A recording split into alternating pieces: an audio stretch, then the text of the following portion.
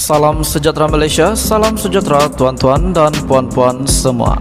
Hari ini Malaysia, rakyat Malaysia bakal digemparkan dengan berita tergempar mengejutkan panas hari ini berkaitan dengan isu-isu semasa politik di Malaysia, berkaitan dengan pendidikan, ekonomi dan segalanya ada di sini untuk semua isu-isu hangat di Malaysia.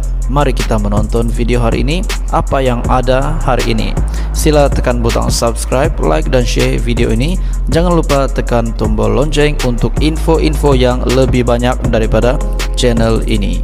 Berita akan dimulakan beberapa saat lagi. Teruskan bersama di dalam channel ini untuk info yang lebih hangat di Malaysia, untuk semua rakyat Malaysia, untuk keluarga Malaysia. Mari kita menonton video ini. Hello Malaysia, selamat petang, salam sejahtera tuan-tuan dan puan-puan semua. Seperti yang kita tahu, politik di Malaysia hangat pada ketika ini. Dan yang pasti menggemparkan rakyat Malaysia pada hari ini, sudah tentu ramai yang tahu bahawa UMNO, BN telah menggugurkan beberapa menteri, beberapa calon. Dan selepas pengguguran itu dibuat, sudah pasti terdapat kesan yang bakal menimpa kepada UMNO, dan ini pasti berita buruk ataupun mimpi ngeri untuk Presiden UMNO, yaitu Zahid Hamidi, dan juga semua pemimpin-pemimpin tinggi UMNO, termasuklah Tok Mat sendiri. Tuan-tuan dan puan-puan, selepas beberapa calon digugurkan, berlaku beberapa insiden ataupun kesan selepas calon-calon ini tidak lagi dipertandingkan di dalam PRU 15. Sudah pasti ramai yang kecewa. Penonton, penyokong semua kecewa dengan calon yang mereka sanjungi, yang mereka harapkan tetapi tidak akan bertanding untuk PRU 15. Selepas menteri pemimpin digugur UMNO, terdapat beberapa kejadian yang menimpa UMNO. Salah satunya yang berlaku kepada UMNO adalah sudah pasti ini mewujudkan Syahidan tutup semua bilik gerakan pilihan raya BN Arau. Salah satu selepas beberapa pemimpin ini tak dicalon, Syahidan salah satunya telah menutup semua bilik gerakan pilihan raya Barisan Nasional Arau.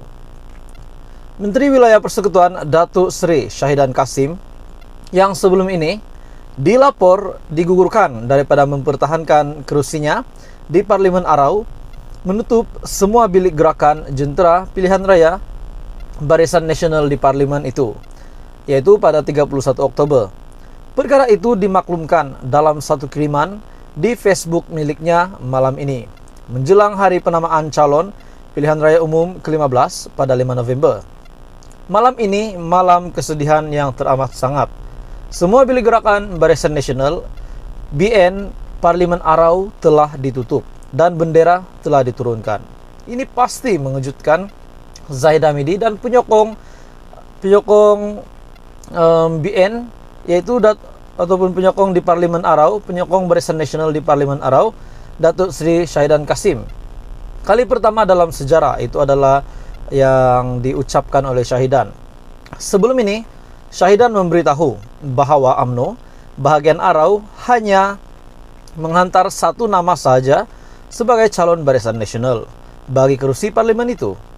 Keputusan untuk meletak satu saja nama tersebut diputuskan jawatan kuasa UMNO bahagian Arau dan bukan ditentukan oleh dirinya, katanya.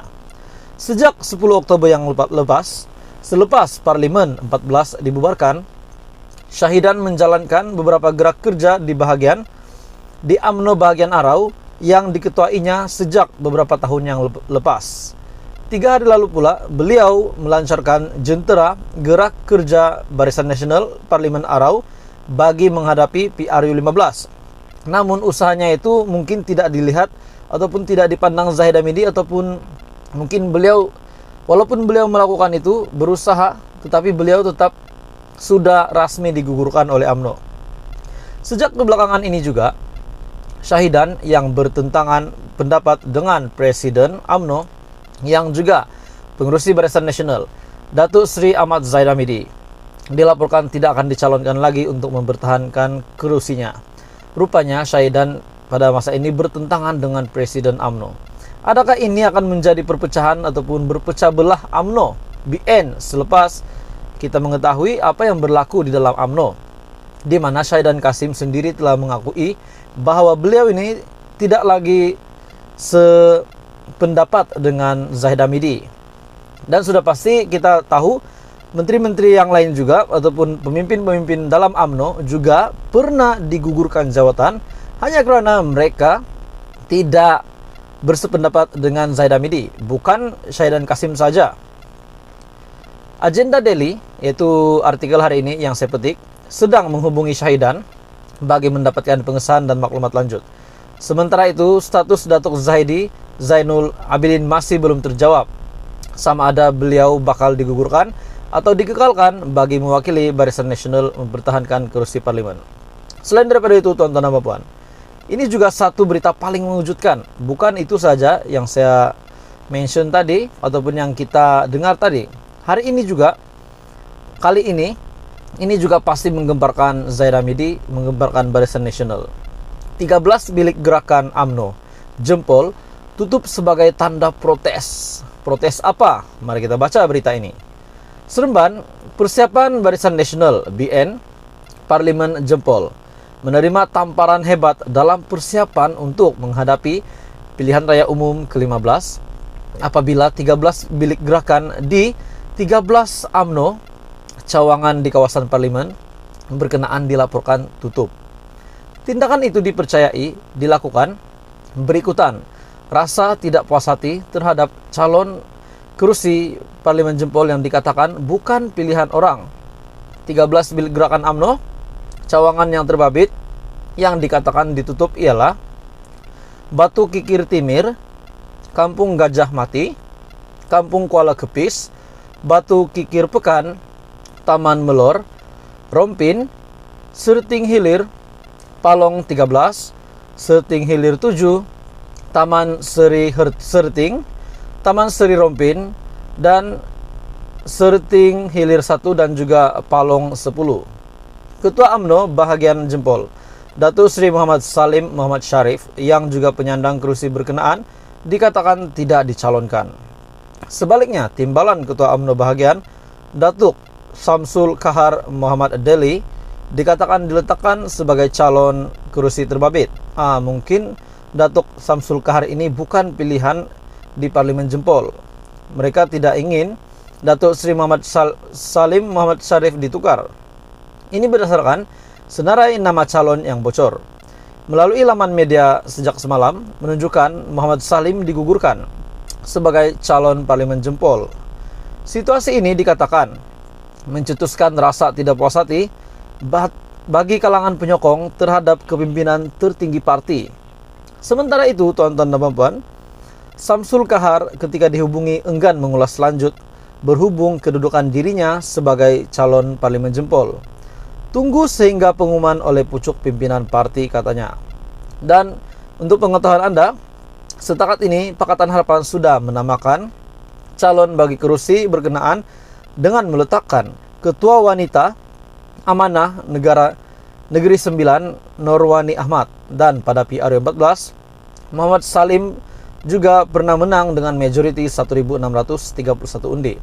Setelah beliau tidak lagi dicalonkan di Parlimen jempol dan ditukar oleh Samsul Kahar, Samsul Kahar pula tidak dapat mengulas lanjut ataupun tidak dapat lagi memberi respon dan hanya menunggu pengumuman daripada pucuk pimpinan parti. Tuan-tuan dan puan, inilah yang berlaku kepada UMNO pada ketika ini. Tidak lama lagi pilihan raya umum ke-15 dan ini yang berlaku kepada Zahid Hamidi, kepada Barisan Nasional dan kepada UMNO.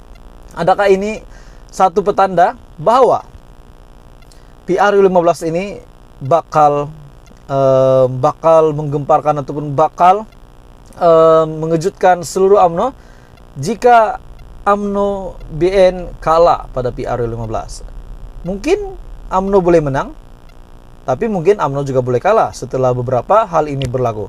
Tuan-tuan dan puan, teruskan bersama di dalam channel ini untuk info yang lebih banyak politik di Malaysia.